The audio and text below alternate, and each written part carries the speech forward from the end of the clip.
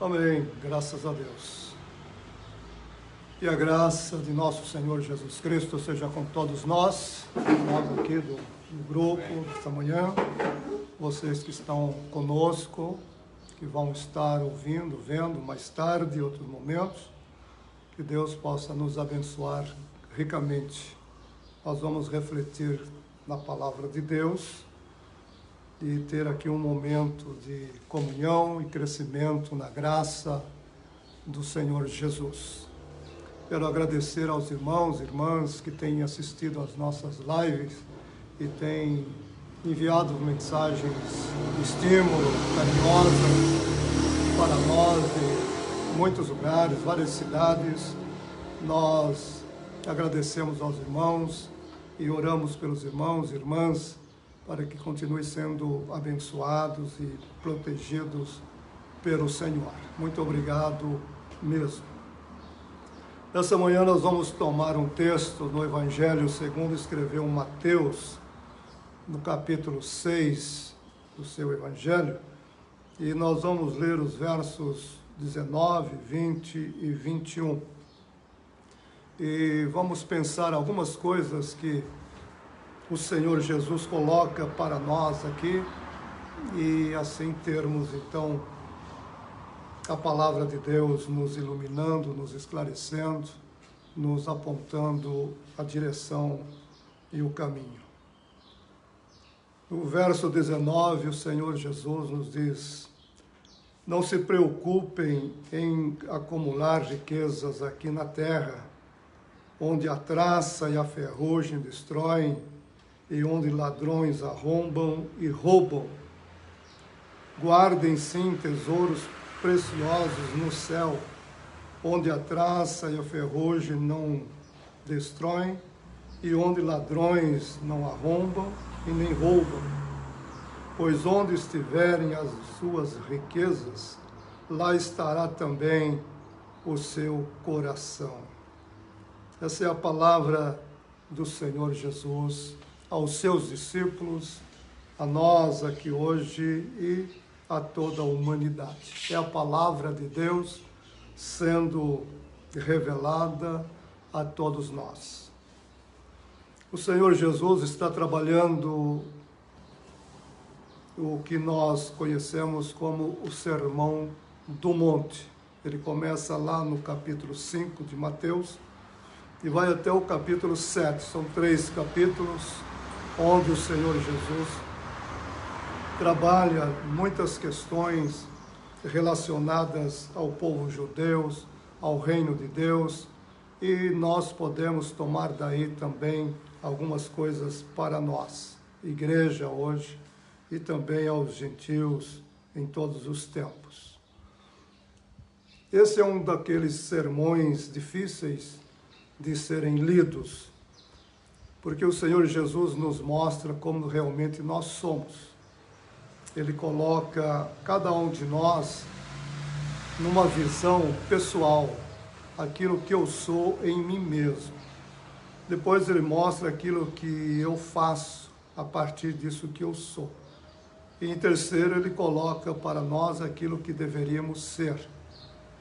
E na medida que nós vamos lendo e acompanhando o raciocínio do Senhor, nós vamos percebendo o quanto estamos longe daquilo que deveríamos ser.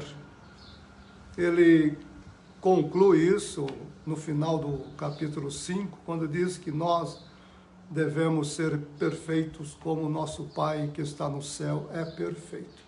Então, quando eu penso que na minha condição de ser humano, na minha qualidade de homem, eu preciso ser perfeito, porque Deus é perfeito na sua qualidade de Deus, na sua condição de Deus. Deus é perfeito em si, e Ele faz tudo a partir dessa sua perfeição. Deus me criou ser humano, mas Ele me criou perfeito enquanto ser humano. E eu preciso agir e fazer tudo a partir disso que eu sou, ser humano perfeito conforme Deus criou. Não perfeito no sentido absoluto, que Deus nos criou com limitações, mas aquilo que eu sou, eu preciso responder à vida, a Deus, ao mundo, às coisas para que eu possa, de alguma forma, glorificar e exaltar a Deus, vivendo o verdadeiro propósito, a verdadeira razão dessa minha existência. Então o Senhor Jesus nos mostra quem somos, nos mostra o que fazemos e nos mostra o que deveríamos ser.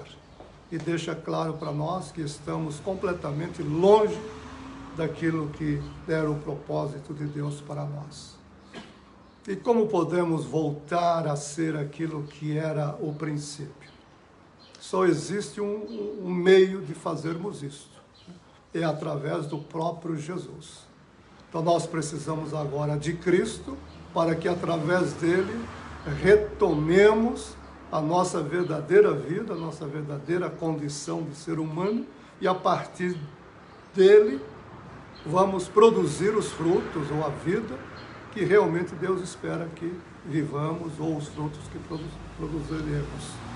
Então, nós caímos daquela condição primeira, em Adão, nós deixamos de ser aquela criatura perfeita em Deus, passamos a ser essa criatura imperfeita, completamente alienada, distanciada de Deus e vivendo fora do propósito de Deus.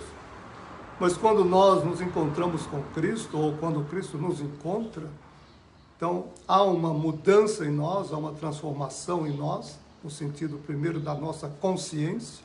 Nós tomamos consciência de quem somos realmente, e aí a partir dessa consciência nós começamos a caminhar em direção ao propósito pelo qual existimos, que é o propósito da vida em Cristo, em Deus. E essa transformação, essa mudança que nós sofremos agora em Cristo, ela se dá não pelo nosso esforço, primeiramente. Não é alguma coisa que eu produzo em mim, que eu realizo em mim. Para que isso aconteça na minha vida, nós recebemos o que Pedro chama, e o Senhor chama de dom do Espírito Santo. Então nós recebemos o Espírito Santo, e o Espírito Santo em nós é que vai realizar essa obra de transformação, de mudança na nossa vida. Então em Adão nós caímos, em Cristo nós nos levantamos e por meio do Espírito Santo nós passamos a viver essa nova realidade, que é a realidade primeira. Então é isso que nós encontramos no Sermão do Monte. E nesse texto que eu li, Mateus 6, 19 a 21, o Senhor Jesus vai nos colocar aqui na fronteira entre esses dois mundos, né? O mundo terra e o mundo céu. O mundo espiritual, céu, o mundo material, terra. Ele vai nos colocar na fronteira entre essas duas realidades. Então, esse mundo terra é o mundo adâmico, é o mundo onde nós caímos. É o mundo onde nós nascemos, crescemos e vivemos caídos. Esse é o mundo das coisas, é o mundo da transitoriedade, é o mundo do pecado, é o mundo da morte, é o mundo das ilusões, é o mundo das fantasias, é o mundo do faz de conta, é o mundo das hipocrisias, das máscaras, né? Porque nesse mundo adâmico as pessoas vão vivendo a sua maneira, elas vão construindo para si situações e condições que facilitem para elas a vida. E para que isso aconteça, elas passam por cima de muitas coisas. Então é um mundo perverso, é um mundo cruel, é um mundo ruim de se viver. Então eu estou aqui agora falando a palavra de Deus nesse exato momento, e nesse mesmo exato momento coisas ruins estão acontecendo no mundo inteiro. Então nós estamos vendo guerras por aí, bombas estourando por aí, gente matando gente roubando gente morrendo de fome, de doença, de tantas coisas, porque esse é o mundo da matéria, é o mundo da terra, é o mundo adâmico. Então o Senhor Jesus mostra para nós esse mundo feio, ruim, que não é o mundo de Deus, é o mundo dos homens. Muito já foi escrito sobre isso. Agostinho escreveu o seu livro cidade de Deus, cidade dos homens, onde ele trata isso com muita profundidade e amplitude, mas é essa verdade da vida acontecendo aqui no mundo, onde as coisas não são realidades. Tudo aqui é transitório, tudo aqui é passageiro, tudo aqui é carro. Então, é preciso que nos conscientizemos disso, é preciso que tomemos consciência dessa realidade, de que nós, neste mundo, somos tão transitórios e tão passageiros quanto o próprio mundo. Então aqui as coisas estão assim muito misturadas, muito caóticas, muito sem direção e sem rumo. Então o Senhor Jesus disse, neste mundo, você não deve entesourar coisa alguma. Você não deve querer ajuntar tesouros, riqueza neste mundo. Você não deve pensar que a sua vida, ela é uma vida para ser vivida aqui neste mundo, porque nada não é. Então tudo que você investir nesse mundo, tudo que você gastar neste mundo, tudo que você fizer em relação à vida neste mundo é perda de tempo, porque há traças, aqui há ladrões, aqui há tantas situações que vão corroer, vão minar, vão roubar, vão tirar tudo de você. Um dia você acorda e você não tem mais nada, porque você mesmo já não estará aqui. Então a gente pega a história desse mundo, é assim, desde que Adão caiu, tem sido assim e vai continuar assim, até que um novo mundo seja estabelecido. Então as pessoas, elas vivem em função deste mundo, desta vida, destas coisas. E aí elas não conseguem alcançar aquilo que elas de fato almejam, que é a vida feliz, a vida plena, a vida de paz, a vida gostosa como ela é ou deveria ser em Deus.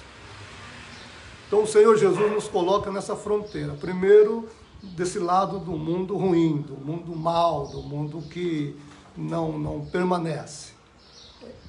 Isso tem que ser compreendido plenamente, porque enquanto isso não for compreendido, enquanto isso não for conscientizado, a gente ainda continua pensando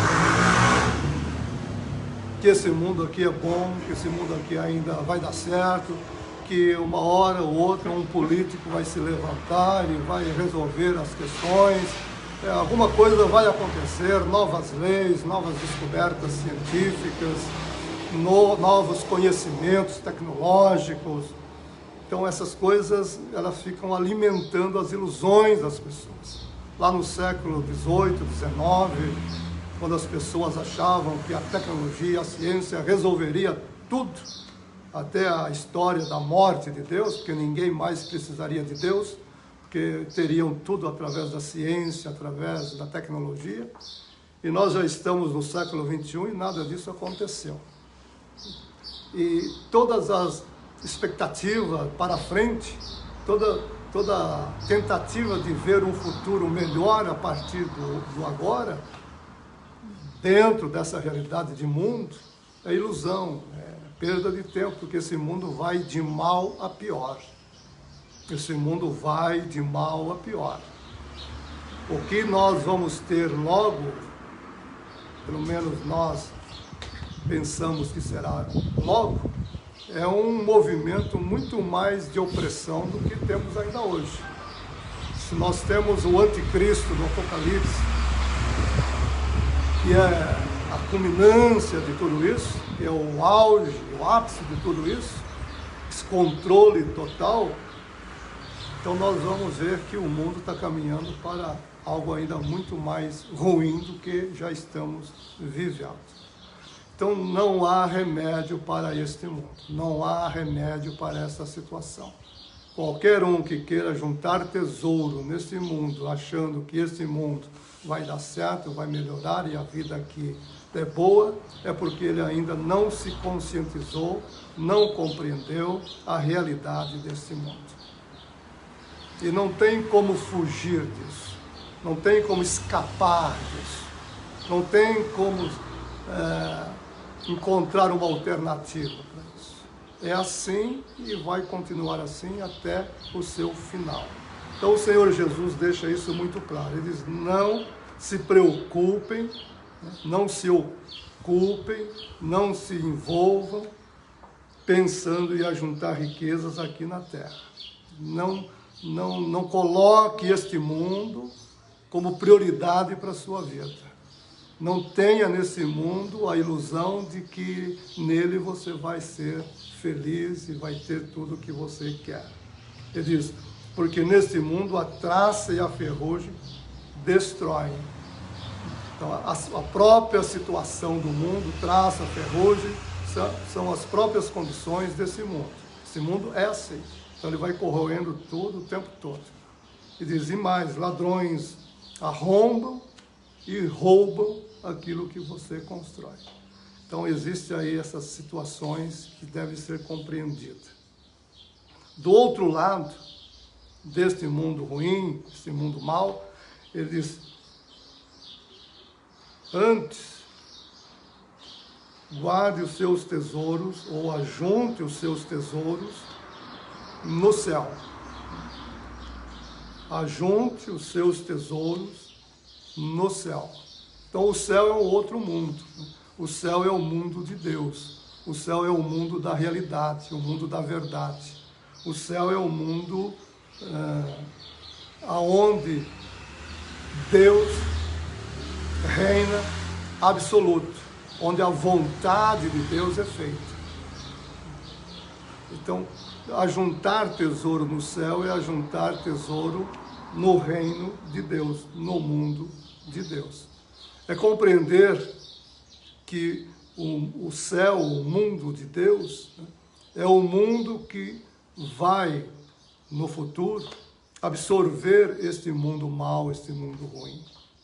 Não vai aniquilá-lo, não vai destruí-lo, mas absorvê-lo talvez, de uma forma que o mundo de Deus permeie todo esse mundo, atravesse todo esse mundo, fazendo com que esse mundo se torne também mundo de Deus. Então o que o Senhor Jesus está colocando para nós aqui é, olhe para aquilo que é realidade, aquilo que é verdade, aquilo que é eterno, aquilo que não tem o perigo de ser destruído. Viva a sua vida aqui neste mundo onde você está agora, entendendo que esta sua vida, ela só vai ser realizada plenamente no mundo de Deus e não no mundo das coisas ou da matéria. Você tem que entender isso ou se conscientizar disso para poder trabalhar em função disso. Então você vai viver aqui nesse mundo ruim, mau, feio, mas com a sua perspectiva de um mundo bom, que é o mundo de Deus. Então você vai produzir aqui, não para o aqui, para o agora. Você vai produzir aqui para esse novo mundo, para essa nova realidade. Tudo que fizermos aqui estará sendo entesourado para o mundo que viveremos eternamente nele. É uma questão de inteligência também nesse sentido. Então, o que é mais inteligente para mim? Ajuntar tesouro num lugar onde eu sei que vai acabar, ou ajuntar tesouro num lugar que eu sei que nunca vai acabar e eu vou poder desfrutar dele eternamente? Então é claro que se eu tenho esse conhecimento e eu tenho essa consciência, eu vou fazer tudo para ser mais rico que eu puder no reino de Deus, ou rico para com Deus, como ensina o Senhor. Porque a hora que eu entrar nesse mundo de Deus, eu entrarei com a minha vida feita, resolvida nesse sentido, pensando aqui humanamente. É muito mais do que isso, claro. Mas é o processo que nós temos que trabalhar nesta vida. Então é aqui que juntamos tesouro para o mundo depois. É aqui que fazemos tudo que vamos desfrutar depois. Então tudo que você está fazendo agora, de bom ou de mal, vai repercutir na sua vida conforme o novo mundo. Então há uma decisão que tem que ser tomada, há um julgamento que tem que ser feito, uma decisão que tem que se tomar e tem uma escolha que se deve fazer. Todos nós temos essa relativa liberdade para decidirmos isso, julgarmos, decidirmos e escolhermos o que vamos querer fazer. Se vamos continuar juntando tesouros nesse mundo, ou se vamos começar a juntar tesouros para o mundo de Deus. Se é na terra ou se é no céu. Céu e terra aqui são símbolos, são figuras, são coisas que nos mostram duas realidades. E como que a gente faz isso? Como que essas escolhas, esses julgamentos, essas decisões, essas escolhas acontecem? Nós podemos tomar um personagem bíblico muito interessante nisso, que é Moisés. Moisés, ele vai, com a sua vida, com a sua decisão, mostrar para nós como que isso se resolve na prática. Moisés está vivendo no Egito, ele não é do Egito, mas ele está no Egito. Nós poderíamos tomar o Egito como sendo a terra, o mundo dos homens, o mundo das coisas negativas, ruins. E Moisés vive ali. Mas ele tem consciência de que ele não é dali. Ele não pertence àquele mundo. E que a vida dele não pode girar em torno do palácio de Faraó, das imediações do Egito. Ele é Moisés, ele é hebreu, e a sua vida tem que acontecer dentro da realidade dos hebreus. Mas ele está no Egito, vive como egípcio, ele é dali, e a sua história está presa ali. E ele vive isso por 40 anos. Mas ele terá que decidir, ele terá que fazer o julgamento, a decisão e a escolha. Ele vai julgar, então, entre essas duas realidades. A realidade dele, Moisés, no Egito, tendo à sua disposição todos os privilégios do palácio de Faraó, da casa de Faraó, pela posição que ele ocupava, todas as riquezas, todo o gozo do pecado, tudo o que ele quisesse, ele teria ali, pois é o mundo da terra, é o mundo da possibilidade imediata. E ele vê isso, ele analisa isso, depois ele olha a vida dos hebreus, quem são os hebreus, qual a história dos hebreus, qual é o futuro dos hebreus. Ele analisa tudo isso, ele pega essas duas coisas, mundo de Deus, mundo dos homens, faz uma avaliação, faz um julgamento e chega a uma conclusão. Moisés conclui que viver com o povo hebreu é muito melhor do que viver como egípcio. Embora, naquele momento, viver como egípcio, para ele, fosse muito mais vantajoso em termos de coisas materiais. Porque viver como hebreu significaria ter problemas, ter dificuldades. Mas no seu julgamento, a conclusão é que viver como hebreus e com os hebreus era vantajoso para ele. Sofrer o vitupério de Cristo, diz lá o escritor, né? Era vantajoso para ele. Então ele conclui que viver como hebreu, com o povo hebreu, é vantajoso. Está resolvido isso, ele já chegou a essa conclusão, ele sabe disso. Mas agora ele precisa decidir, né? Porque não vale saber se é o que é e o que não é. Agora precisa da decisão. Então ele decide. Ele decide o quê? Ele decide pelo povo hebreu. Ele decide que vai viver como hebreu, com os hebreus, e aguentar o tranco disso, as consequências disso. Tudo que virá a partir daí, ele está decidido a sofrer sem questionamento algum. Então ele julgou, concluiu e decidiu, mas ainda não resolveu porque ele continua no palácio. Agora ele precisa escolher viver como hebreus. E a escolha está ligada ao comportamento. Se a decisão e o julgamento estão ligados ao intelecto, à mente, é algo do pensar, a escolha é algo da ação, de como nos comportamos. Então ele escolhe, e aí ele deixa a vida do palácio e vai viver na prática a vida de hebreus, com os hebreus, na trajetória para Canaã. Então Moisés fez essas três coisas diante da situação que ele se encontrava. Julgou, concluiu que era melhor viver como hebreus, decidiu viver como hebreus e escolheu viver como hebreus porque nós o vemos com os hebreus andando. A escolha você só vai saber que a fez depois de tê-la feito. É assim, eu só sei que escolhi algo depois que eu já escolhi. Quando eu estiver fazendo algo, é porque eu escolhi aquilo. Enquanto está na minha mente, ainda é decisão. Não tem prática. Eu posso julgar entre o mundo dos homens aqui, juntar tesouro na terra, tesouro no céu. Qual é mais vantajoso para mim? Juntar tesouro no céu. Concluir o meu julgamento. Então é vantajoso juntar tesouro no céu. Ótimo. Eu posso decidir. Então qual é a decisão que eu vou tomar? Juntar tesouro na terra ou no céu? Decido por juntar tesouro no céu. Ótimo. Estão feitas essas duas coisas. E agora? Tenho que escolher. Qual que é a escolha? É juntar tesouro no céu. Então, a partir do momento que eu começo a juntar tesouro no céu, então é porque eu escolhi juntar tesouro no céu. Então, você e eu, nós só vamos saber que escolhemos a juntar tesouros no céu quando já estivermos ajuntando os tesouros no céu. Antes disso, não dá para dizer que escolhemos. Não, eu escolhi isso. Não, não escolheu, não está fazendo porque não escolheu. Só decidiu, julgou até, decidiu até, mas a escolha, ela é a prática. Enquanto a prática não acontecer, não houve escolha.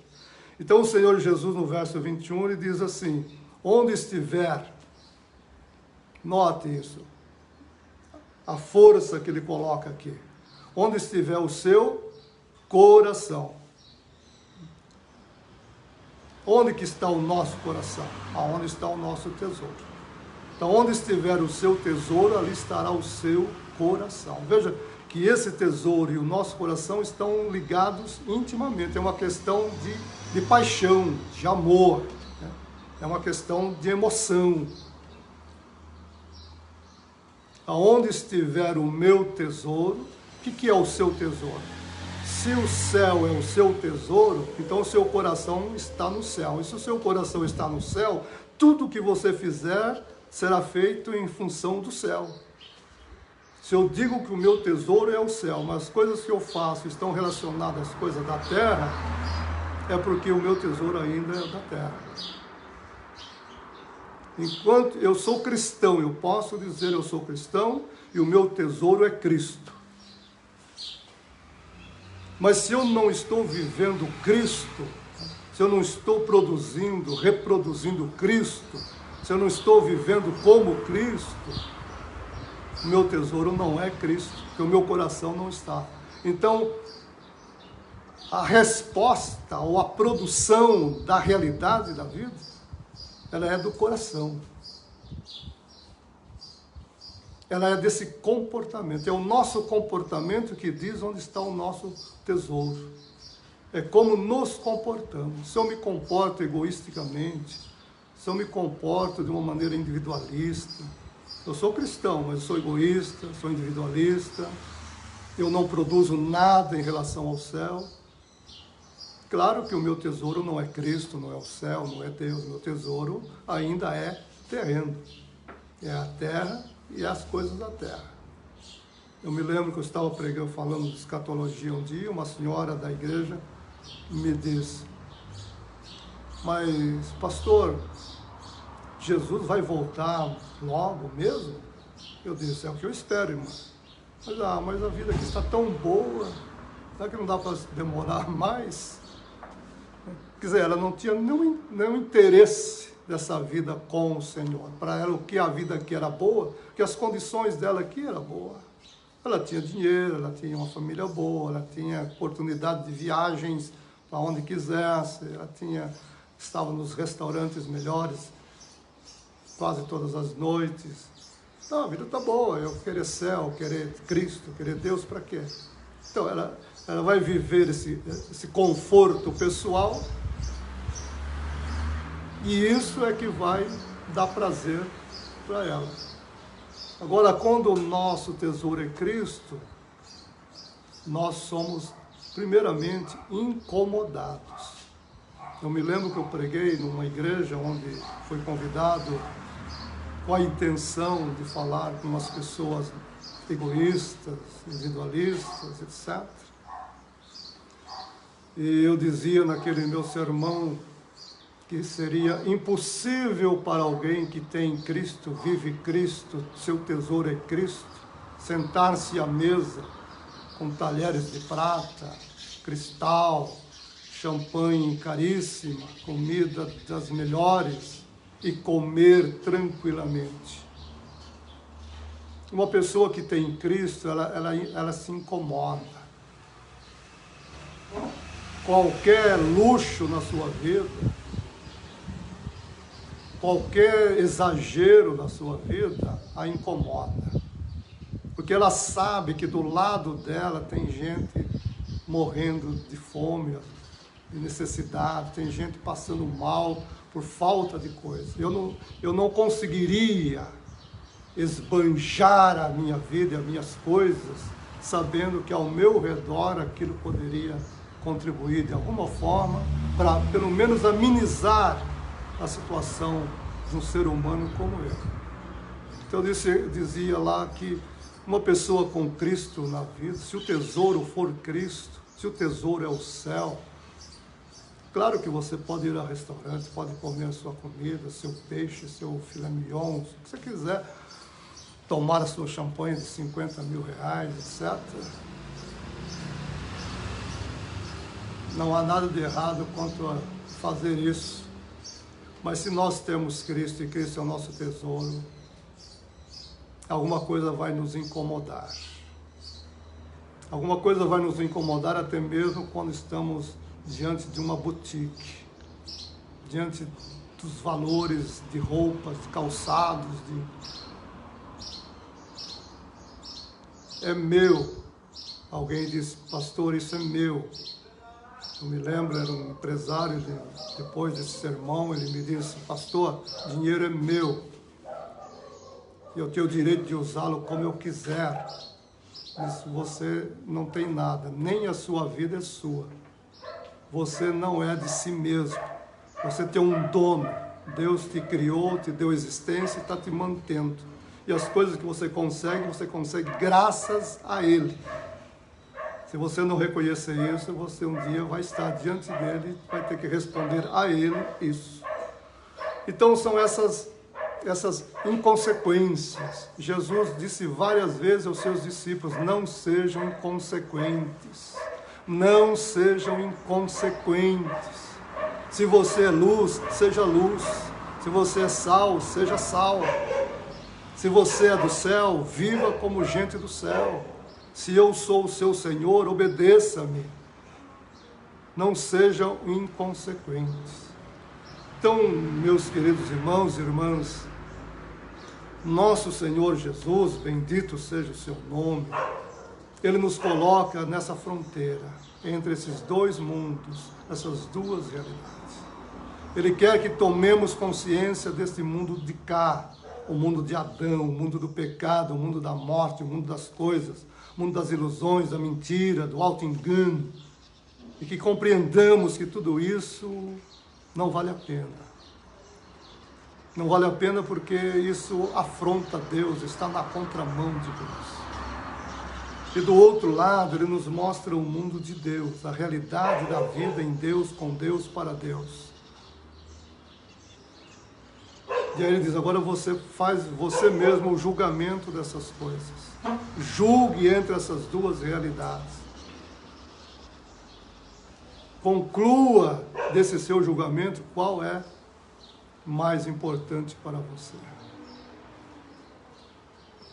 Assim que você conseguiu julgar e concluir, decida, tome a sua decisão por aquilo que você viu ser mais importante. Ao tomar a sua decisão, escolha, ou seja, pratique, viva, faça isso. No caso da parábola do bom samaritano, qual foi a conclusão do Senhor para aquele doutor da lei? O Senhor pergunta, qual desses dois foi o próximo do caído? O doutor da lei respondeu, aquele que o ajudou. E o Senhor disse para ele, então, vai e faça o mesmo. Escolhe isso.